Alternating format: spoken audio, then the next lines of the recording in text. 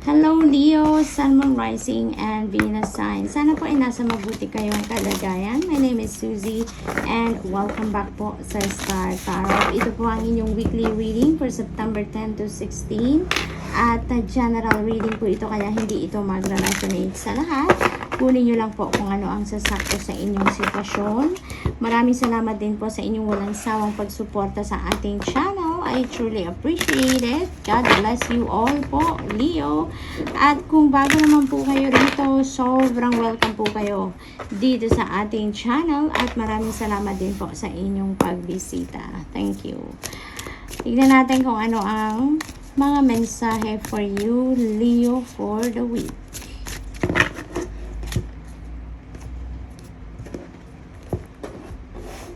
Unang mensahe ni Leo, wow, napakaganda. Both money or property through an inheritance, winning or windfall. Ayan. So, napakadaming maaring panggagalingan, 'di ba? Ng kaperahan ninyo, Leo. Isang barko ito, ano?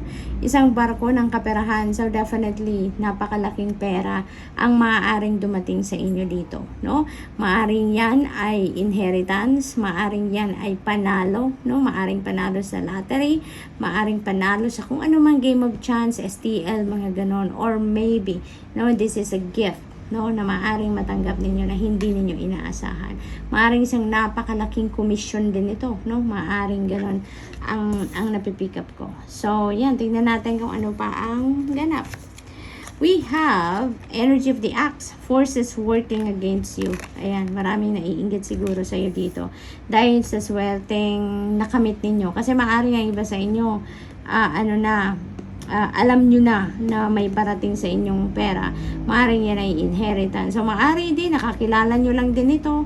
Kapitbahay, maaring kapamilya lang din ninyo to. Maaring kung mana yan, siguro mas malaki ang parte ninyo or mas maganda, no, yung nakuha ninyong mana compared sa kanila. So, it could be that as well. Kaya, as much as possible, Leo, no, just think positive, focus on yourself, focus on kung ano lang ang mabuti. Okay? Deadmahin mo na lang ang mga outside forces na yan na nag-iisip ng hindi maganda. Ipagdasal mo na lang yan, offer it to God, dahil kailangan ipagdasal mo yan dahil hindi nila alam kung anong ginagawa nila. 'Di ba? They just don't know kung ano ang impact ng mga iniisip nilang hindi maganda towards you. Kaya magdasal na lang at ipanalangin mo sila at lagi mong tatandaan na walang hindi magandang balak sa ibang tao ang nagtatagumpay. Okay? So you will always be protected against those kinds of people.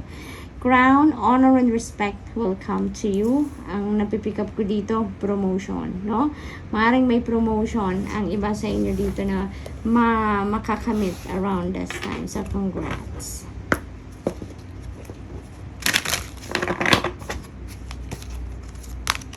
Emerging into grace, I open my soul to grace. Ayan. So, talaga, no, yung boat na yan, at you are emerging into grace, definitely, these are the blessings that are about to come your way, Leo. So, napakaganda. Yung parang you are just emerging into gratitude as well. Dahil ngayon pa lang, para nagpapasalamat na kayo sa kung ano man ang malaking blessing ng kaperahan na parating sa inyo, no? Following your bliss, my soul sings with joy. Ayan. So, looks like ang iba sa inyo talagang you are following the things na yung parang pinupush kayo na sarili ninyo to do, no? Kasi kung ano man yung ano ngayon, yung mga iniisip ninyo ngayon, maaaring yun ang magbibigay or nagbibigay ng saya sa inyo, ng ligaya sa inyo, no? So that is what you are doing. You are feeding your soul, no? Ginagawa ninyo ngayon kung ano man ang nagpapasaya sa inyong puso, no? And that makes your heart sing and your soul sing talaga. Starting fresh. A wonderful new beginning is blossoming in my life. There are going to be new beginnings sa buhay ninyo. Maaring yung promotion na yan could be the new beginnings sa iba sa inyo. It's a new role sa trabaho. Maaari din na yung kaperahan na parating na yan, na boat, you know, that is going to change your life as well, no?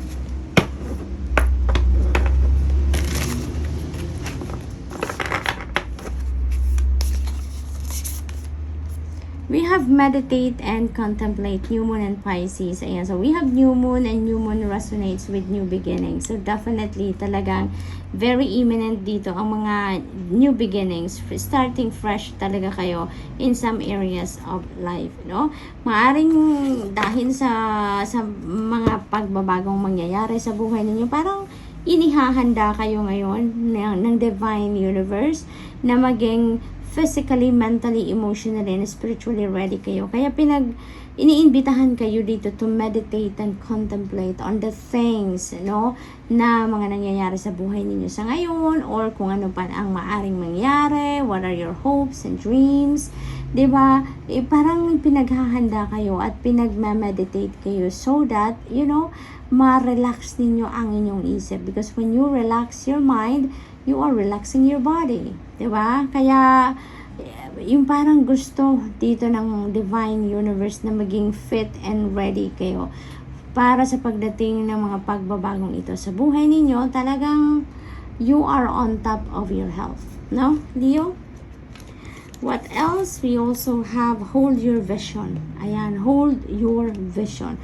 Kung ano man ang mga pinapangarap ninyo, ano man yung mga heart's desires ninyo, hold it, no? Dahil parang maaaring magsimula ka ng tahakin ng daan patungo dyan for manifesting what your heart's desires are. Kaya yung parang sinasabi niya sa'yo na just hold the course. Okay? Because I will send you support. I will send you people, resources, and everything that you may need dito sa journey na to, so that ma-manifest mo ang mga gusto mong ma-manifest sa buhay ninyo. No? What else? We have surrender to the divine. Ayan, full moon. Full moon naman represents endings. So, may mga magtatapos na din dito, no? Kasi, talaga, 'di ba? Pag may nagtatapos, mayroong magsisimula. So, since meron tayong start fresh na energy dito, so definitely merong mag-i-end na yung mga paghihirap ninyo sa kaperahan, because meron nang parating na isang barko, 'di ba, ng pera sa inyo. Kaya that is going to end kung ano man ang mga financial problems ninyo, financial constraints, no, financial hiccups na nararanasan ng iba sa inyo. That is coming to one end, and abundance and prosperity are coming in. Diba? You are starting fresh, no, in terms of your finances, in your financial situation, trabaho, no? Meron din dito nga new job, new role na maaring makamit or makuha ng iba sa inyo dito, Leo. So, congrats. Surrender to the divine. Yun ang mensahe din sa inyo dito ng full moon energy na to. Kasi when you do, you know, mararanasan ninyo, mapapansin ninyo na mas napakagaan lang ng inyong journey. Napakagaan, napaka-smooth lang ng takbo ng kung ano man ang endeavor na ginagawa ninyo, no? Kapag hinahayaan ninyo ang divine universe na siya ang magdikta ng kung ano ang dapat na mangyari sa buhay ninyo, doon sa kung ano mang endeavor ang ginagawa ninyo, yung parang dinadala na lang kayo ng hangin kung saan kayo dapat mapunta, no? Mararamdaman ninyo na kahit may mga obstacles na dumadating along your journey, mapapansin nyo lang din na napakagaan. Yung parang meron kang kasamang nagbibitbit ng obstacle na yon, no? You will notice that, Leo. I've noticed that many times na, kaya I can say talaga na when you do surrender to the divine, ay nako, you know, napakagaan lang ng lahat, no? Kahit may problema, kusang lumalapit ang solusyon, Leo. So, what else? We have the High Priestess. Ayan, see? You have the divine guidance. Because this is about intuition. This is telling you na mag-tune in kayo sa intuition ninyo lagi. Because you are divinely guided sa lahat ng mga pangyayari or mangyayari sa buhay ninyo sa ngayon. no? Maaaring may mga decision making din na nagagawa ng iba sa inyo dito at maaaring nalilito kayo, maaaring you are indecisive, no? And you are being advised here to just check in with your intuition dahil may gabay para sa inyo. Yun ang magsasabi sa inyo kung ano ang best na gawin ninyo. Okay? We have 4 of Cups. Ayan. This is about opportunity, no? There is an opportunity coming in dito sa buhay ninyo. Kaya, make sure that you open your mind, you open your eyes, no? And yourself to those new opportunities and possibilities knocking at your door. Ninyo. Kasi, who knows? Ito na yung opportunity mo para manalo ka sa lottery. Diba? Ng jackpot prize. Maaring ito na yung opportunity mo para makuha mo talaga yung promotion na yan, no? Maaring ganon. It could be anything. We have the judgment. Ayan. Speaking of decision dito. Ito, there is an important judgment call that you have to make. Okay? Yung parang ito, parang ginigising ka dito ni Archangel Gabriel na Leo, gising. Kasi meron kang importanteng desisyon na kailangan mong gawin. You need to make up your mind sa ngayon. Are you going to make that decision sa ngayon na harapin ang kung ano man ang problema na to? Or yung parang tatalikuran mo lang uli yan and you're just going to allow that to just fade away by itself. No, Leo? Kasi parang ano to, Leo, parang sitwasyon ito sa ngayon na nangyari na din, itong pangyayari sa ngayon, parang nangyari na din ito in the past. Pero, same scenario na parang hinayaan mo lang siya na, yung parang lumipas na lang, natabunan na lang ng mga panibagong pangyayari sa buhay ninyo. But now, it is resurfacing, no? Same situation, resurfacing. Bumabalik siya because hindi mo pa siya na-address, no? Kaya, maaaring makapag-isip-isip ka na ngayon dito sa pag-meditate and pag-contemplate mo, no? Maaaring mapag-isipan mo na yan ngayon na tapusin mo na to, no? Harapin mo na kung ano man ang problema na yan sa ngayon so that it's not coming back anymore, no? Harapin mo na ngayon, solusyonan mo na yan ngayon, gawin mo na ang nararapat, make a decision now, so that maging maayos na ang lahat. Hindi na bumalik ang problemang yan or kung ano man ang challenging situation na yan. Okay? So, it's not going to resonate with everyone, so just take as it resonates. Thank you. Leo, that's all I have for you for today. I hope nakatulong ang mga mensaheng ito in some way. Thank you for watching. Love and light. Namaste.